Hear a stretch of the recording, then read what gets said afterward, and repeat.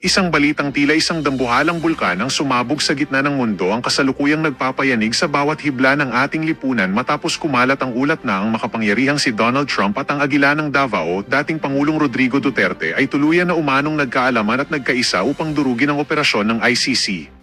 Ayon sa mga impormasyong ating nasagap mula sa mga pinakalihim na lagusan ng Washington at Davao, isang bakal na alyansa ang nabuo na naglalayong harangin ang anumang dayuhang panghihimasok sa bansa. Ito na nga ba ang hudyat ng isang pandaigdigang pagtutuos kung saan ang dalawang pinakamalakas na lider ay magsasama upang protektahan ang soberanya ng Pilipinas mula sa kuko ng mga internasyonal na hukom na tila mitya ng isang bombang sasabog na anumang sandali? Dahil sa nakakangilong revelasyong ito, tuluyan na umanong hindi magkandamayaw ang buong Malacanang sa tindi ng gulo at tensyong bumabalot sa bawat sulok ng palasyo.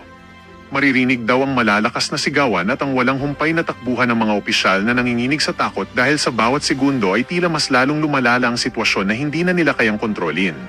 Tila binabahan na ng malamig na pawis ang mga nasa pwesto habang ang bawat pader ng kapangyarihan ay nagbabadyang gumuho sa tindi ng pressure mula sa alyansang Trump at Duterte na walang sino man ang nag-akalang masasaksihan sa ganitong katindi at kabilis na paraan sa harap ng sambayanan. Ito na nga ba ang huling kabanata ng katahimikan at ang simula ng isang madilim na yugto na wawasak sa lahat ng inyong pinaniniwalaan tungkol sa katatagan ng ating gobyerno?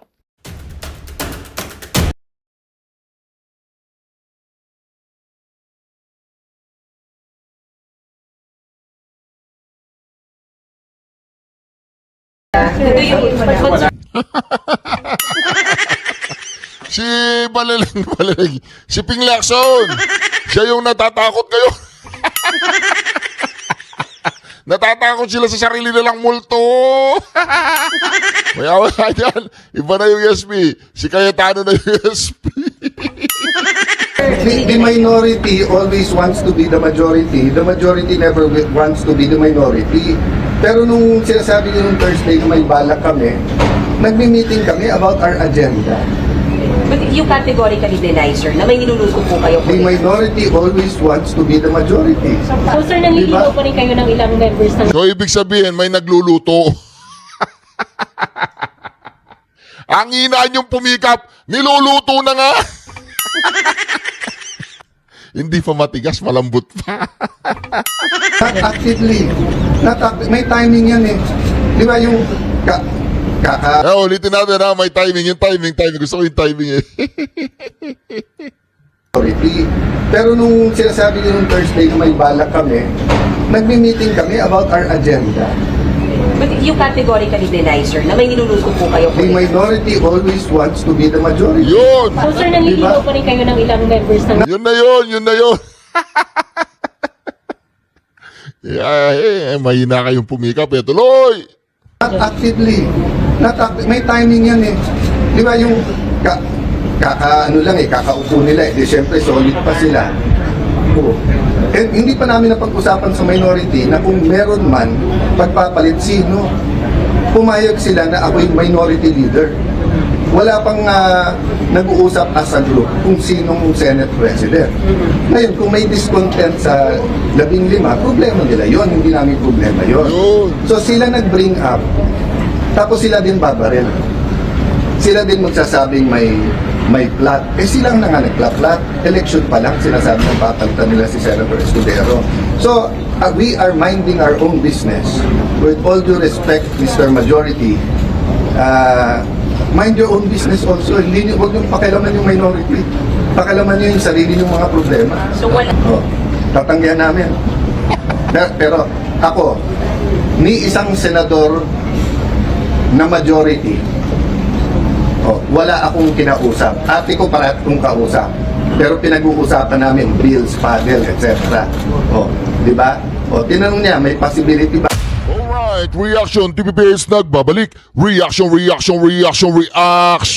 Napakaganda po ng pag-uusapan natin ngayong mga kareaksyon na mandagin po ninyo. Kiko Barsaga, papailan daw po siya ng ethics. Para yatang natamaan. At marami pong papakulo itong si Kiko Barsaga ha. Ito po, sinilip ko po ang kanyang Facebook page. Ayan po ang nakita ko mga kareaksyon. Sabi niya, Congressman Kiko Barsaga under investigation by Ethics Committee. Romualdez and Saldico, Mark Safe. Si Kiko Barsaga daw po papailan ng investigation sa Ethics Committee. Yan. Pero si Romualdez at Saldi ko walang ethics. Kahit dawit sila sa karumal-dumal na flood control scandal. Ito pa po Ito pa yan Ay, nako, meron siyang interview kay OG Diaz. Ayan, mga kareaksyon. Si paring OG, ayan po mga kareaksyon. Isa sa mahalaga sa akin malaman paano tayo napunta sa ganito. Ba't nagkaganito yung gobyerno natin? Sabi po ni Bongbong Marcos. Ano po sagot niya? Isang presidente, puro tanong pero walang maisip na sagot. Oy, Bongbong Marcos, ginagago ka ni Kiko Barsaga. Ginagago ka ni Kiko Barsaga, Bongbong Marcos. Gago ka ba? Hindi naman. Okay, ito pa. Ay, nako, talagang ginagago niya mag-ama, mga kareaksyon. Ginagago po ni Kiko Barsaga ang mag-ama. Ayan po, ano po sabi dyan? It will be decided this week when the speaker step down and the seat is announced vacant. The House of the Representatives will vote between Speaker Kiko Barsaga and Speaker Sandro Marcos. Ayan po mga kareaksyon, Speaker Kiko Barsaga, Speaker Sandro. Nako, meron pa pong pakulo itong si Kiko Barsaga, mga kareaksyon. Mamatay sila sa sama ng loob. Baka ikamatay na talaga namin ang aming sama ng loob sa inyo ni Romualdez. Pero handa kaming mamatay para sa Pilipinas. Naku, napakalulupit po ng post ni Kiko Barsaga. If I were not president, I might be out in the street with them. Siyempre, magwewelga ka kasi gusto mong maging president kung hindi ka president. Sasama daw si Bongbong Marcos sa rally sa September 21. Oy, Bongbong Marcos, welcome ka. Pumunta ka daw, sige. Para makita mo, hinahanap mo ba welga? Punta ka daw para makita mo, hinahanap mong welga. Okay. We are marching in the street because we believe in a better future for our country government. The Philippines does not belong to Marcos and Romualdez. Supalpal na naman mga kareaksyon. Ano pa? Ayan mga kareaksyon. Puro mga chika bibs ang pinopost nyo. Di ba? Puro mga, nako, black belter pala Black belter pala to Icon. Di ba? Credible. Kyokushin Karate Tour. Karate Tournament 2025 Robinson Place, Dasmariñas. Nako, karate pala Di ba? Black belter pala Siyempre, kahit ako, kalabang ko si Kiko Barsaga, magpapatalo ako Di ba? Ba't hindi ka magpatalo? Balato ko na lang sa kanya yun, di ba? Ito ba, pakinggan na po natin na nagbabagang balita galing po dito sa mainstream media na hindi bayaran ng GMA7. Hindi raw bayaran ng GMA7, di ba? Ito ba, pakinggan po natin.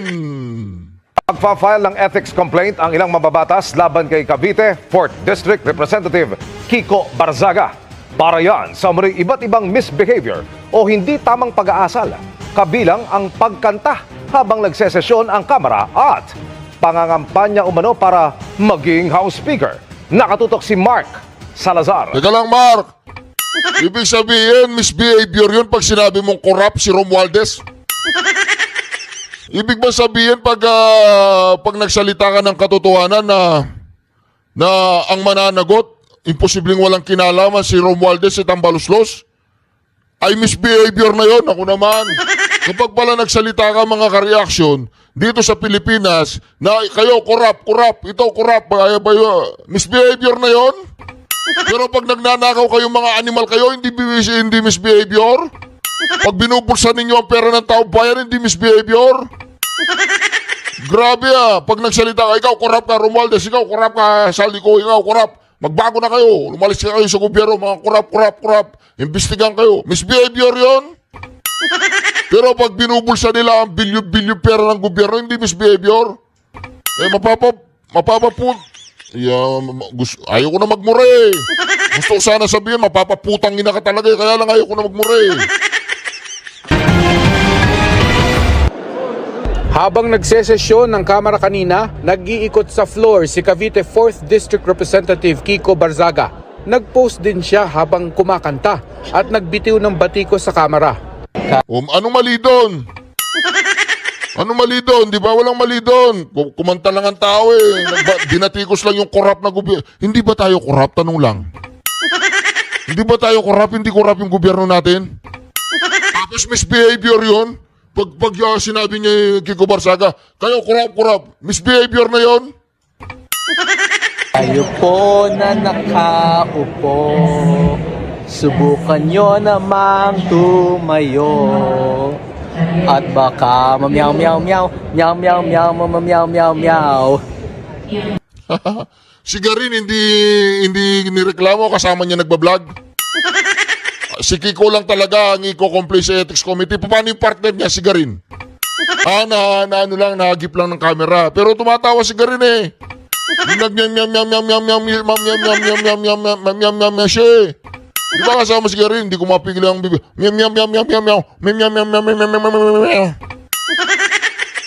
Magbabago na ang House of Representatives. We will bring justice into this corrupt system.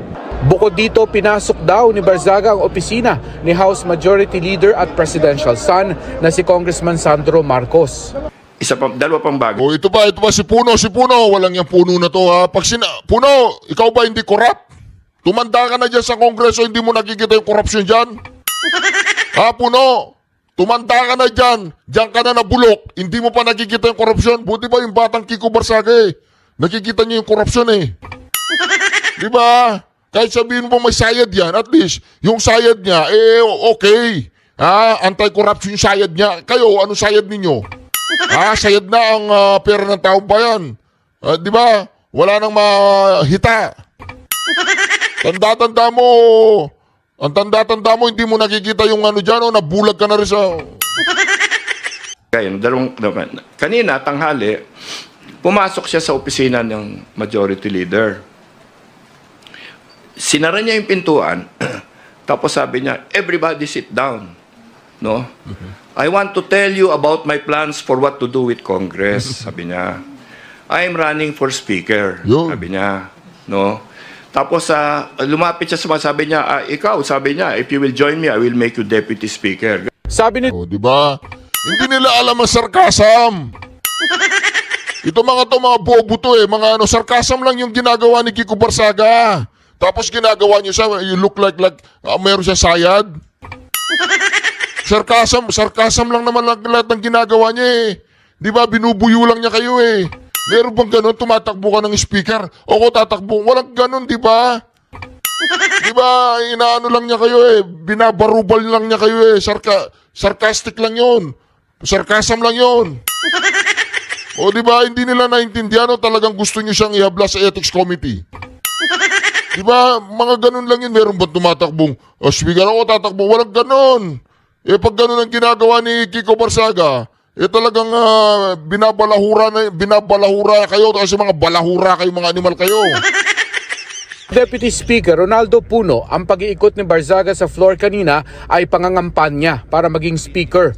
Pero wala naman daw sumiseryoso sa kanya. Kasi nga alam nila, sarcasm lang yun, sarcastic lang yun. Hindi naman, nagpapalabas lang yung tao, nagpapatawa lang. Kasi katawa-tawa para sa kanya, si Tambaluslos. Ang ginodiyos nila dyan si Tambaluslos, katawa-tawa para kay Kiko Barzaga. Siyempre, they will not take him seriously. Pag ako, speaker, binabarubal lang niya kayo eh. Pinapahiya lang niya kayo dyan eh. Hindi nyo alam yun? Kasi baboy. Binababoy kayo ni Kiko Barzaga. Tumingin ka sa salamin Puno kung mukha kang baboy o hindi. Hindi? Okay. Pakitanggal nga po yung baboy in aid of the legislation. Bago ito, binatikos ni Barzaga si Speaker Martin Romualdez na siyang dapat daw unang imbestigahan sa flood control projects. Ganun ba? Pag sinabi mo dapat imbestigahan yung taong yan kasi binanggit ni Diskaya, ibig mo ba sabihin ethics na kaagad yun? Wala, hindi ba pwedeng... Grabe naman yan, dictatorship. Ano yung diktador? Ipinakita rin ni Puno ang mga dating post ni Barzaga na umano'y may kalaswaan. Ano ba yung kalaswaan na yan? Tingnan natin. Kalaswaan ba talaga yan? Tingnan natin. Yan lang kalaswaan na? Naku naman kayo. Siyempre nagpa-picture sa kanya yung tao. Nagpa-picture di ba? Alam nga naman hindi siya magpapapictures dyan. Kalaswaan ba yan? Di ba ang kalaswaan yung ginagawa ng mga magnanakaw dyan sa Kongreso? Oy, Puno! Puno ka ng kasinungalingan. Magaling kang black propaganda. Maitim na yung mga budhi ninyo kayo, mga animal kayo, mga magnanakaw. Sino ba yung mga magnanakaw sa ano? Puno, sino ba yung mga magnanakaw dyan? Hindi mo kilala? Tatawagan ko siya, no? Hello? Hello, pare? Si Reaction TV PS to. Kumusta na? Nabasa ko yung mga post mo eh. Sabi mo, Kiko Barzaga, si Senator Tito Soto ang protektor ni Speaker Martin Romualdez. Si Senator Ping Lacson naman ang protektor ni Senator Tito Soto. Di ba pinost mo yun? Sino ba tong chicks na to, yung kasama mo, yung sa picture? Sexy. Sino? Secret. Naiinggit yata sa'yo si Puno eh. Inaano ka niya eh, binabatikos ka niya sa pagpipicture. Nagpa-picture lang sa'yo yan.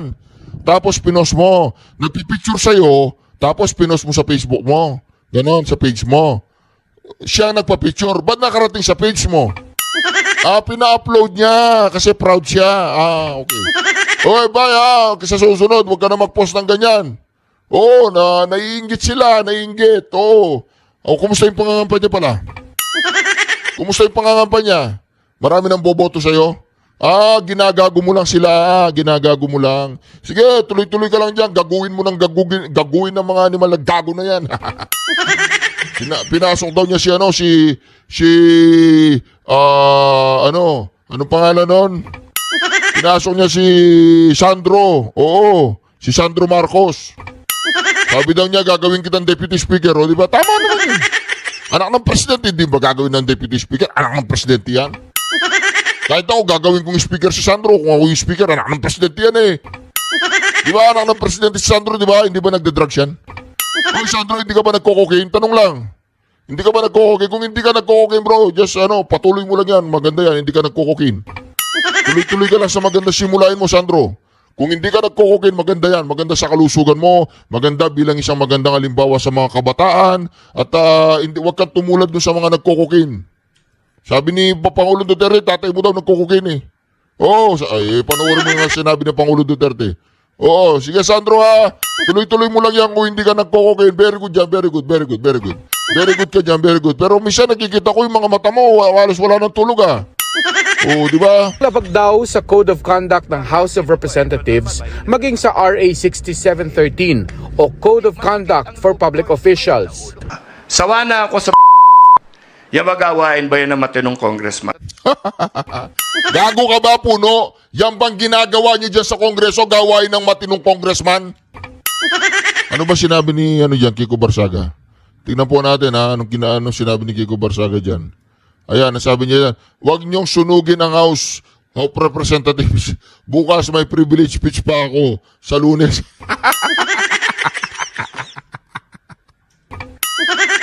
Hindi naman sedisyon yan eh. Tama nga naman sinasabi niya eh. Bawal ako, hindi rin ako pabor na sunugin yung House of the Representatives. Pwede naman natin gawing yan, ng bodega ng bigas, di ba? Tig to 20 pesos. Sara natin, tapos lagyan natin ng bigas. Sino po bang agree dito na dapat nang isara yung putangin ng House of the Representatives na yan? Huwag sunugin, sara lang, sara. I-fire lahat yung mga congressman na yan. Sabihin mo sa kanila, lahat ng congressman i-fire. Lahat ng mga tiwali, yung mga matitino lang itira natin yan. Si Kiko Barzaga lang, mag-isa siya dyan. Diba, gano'n lang yun, simple lang. Kasama niya yung kasama niya si Puno. Siguro si Puno nun magiging deputy speaker. May mga post din daw si Barzaga na tila nag-uudyok na sunugin ang gusali ng Kamara. Inciting to sedition daw ito, sabi ng NUP. Kaya naman sabi ni Puno, paano magiging inciting to sedition yan? Huwag niyong sunugin. Hindi naman niya sinabi sunugin. Gago ba talaga? Di ba sabi niya dyan, huwag niyong sunugin ang House of the Representatives. Bukas may privilege speech pa ako sa Lunes. Di ba? Wala naman sinabing masama dyan eh. pahan nila ng ethics complaint si Barzaga dahil sa kanyang mga misbehavior. Si Barzaga ay dating kapartido ni Puno sa National Unity Party bago ito nagbitiw sa partido kamakailan. Kumbaga, he is not well. Alam mo yun, and I think everybody is seeing that. Hindi, well siya, well, very well. Ikaw lang ang hindi well. Puno, magpatingin ka yung katawan mo. Puno na ng kasinungalingan. Hindi raw well si Barzaga. Hindi ba well yun? Sinasabi nga niya si Tambaluslos dapat imbestigahan Ibig mo ba sabihin pag sinabing hindi na well, pag kumuda na laban sa inyo yung tao, hindi na well? Ano yung well sa inyo? Yung nagnanakaw, mga putangin na kayo? Pero tinanong si Puno, kung ganito ang kondisyon ni Barzaga, bakit dinala ng NUP si Barzaga Yun. ng eleksyon at inupo pa bilang Assistant Majority Leader? Tama. Ang tatay ni Congressman Kiko Barzaga, Walang usapan si tatay niya. Bakit nyo ginawang Assistant Majority Deputy Floor Leader? Gago ka pa, Puno? Gago ka ba? is the former Congressman PD Barzaga, Elpidio Barzaga. Kasama ko na nag-umpisa ng NUP. Mataas ang aming paggalang sa kanya. Mismo si Mayor Jenny, parang pinapayuhan na kami, no? Na medyo, alam niyo yung anak ko nandyan, pero wag niyo masyadong bigyan ng assignment sa Congress. Kasi,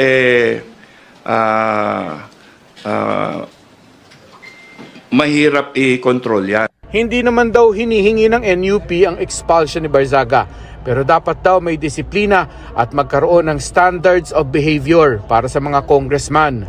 Sa Miyerkules nila isasampa ang ethics complaint. Hindi pa sumasagot si Barzaga tungkol dito, pero sa isang post, sabi niya, nagkakamali daw si Puno dahil siya raw ay nananawagan para sa kapayapaan. Aniya, detached o kalas daw sa ordinaryong tao si Puno, kaya hindi niya alam ang mga gagawin ng isang umano'y inaaping mamamayan para makuha ang hustisya. Patuloy naming sinisikap na makuha ang panig ni Barzaga. Para sa GMA Integrated News. Yun ba ang may sayad? Yung bang post na yun may sayad para siya, Puno? Grabe naman kayo. Wag naman ganyan, pangit yan, pagbibintang yan Sure, pwede bang magbago ulit ang liderato ng Senado kahit kakaupo pa lamang sa pwesto ni Senate President Tito Soto? Naku po, usap-usapan na talaga mga kareaksyon. Kahit sa mainstream media, usap-usapan na. Sabi po kasi ni JBRC ito, gusto nilang isave ang institusyon. Gusto nilang isave ang Senado. Kaya pinalitan nila si Chis. Ngayon, ano nangyari? Lalong magulo ang Senado.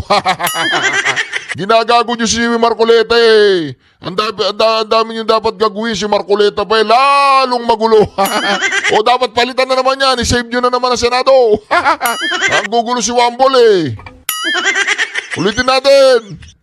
Sure, pwede bang bago ulit ang liderato ng Senado kahit kakaupo pa lamang sa pwesto? Sure, pwede bang magbago ulit ang liderato ng Senado kahit kakaupo pa lamang sa pwesto ni Senate President Tito Soto?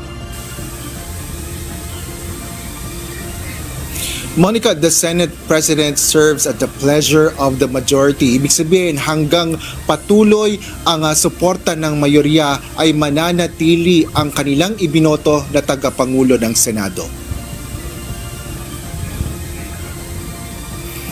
Kumalat sa social media nitong weekend ang isang breaking news na may panibagong umanong kudeta sa Senado para sa liderato ni Senador Alan Peter Cayetano.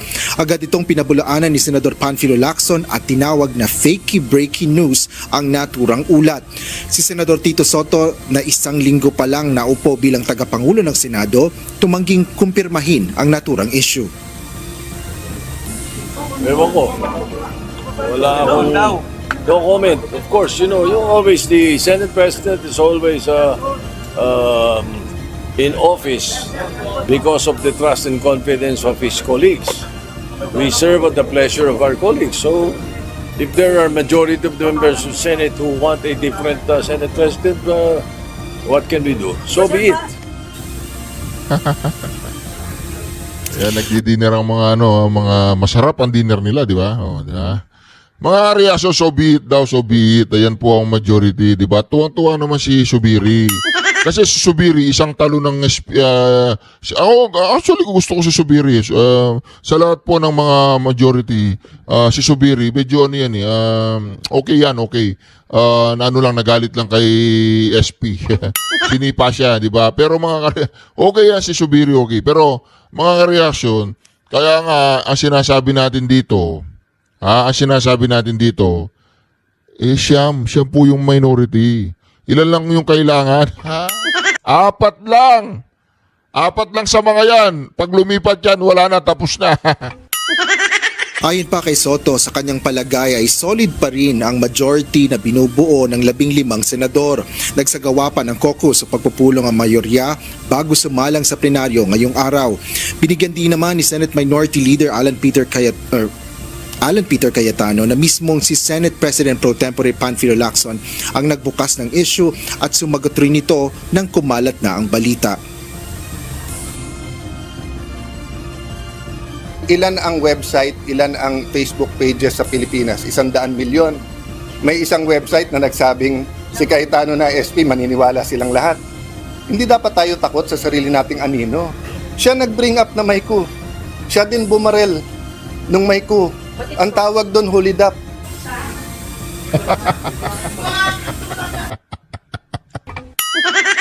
Idol ko talaga ito si Cayetano.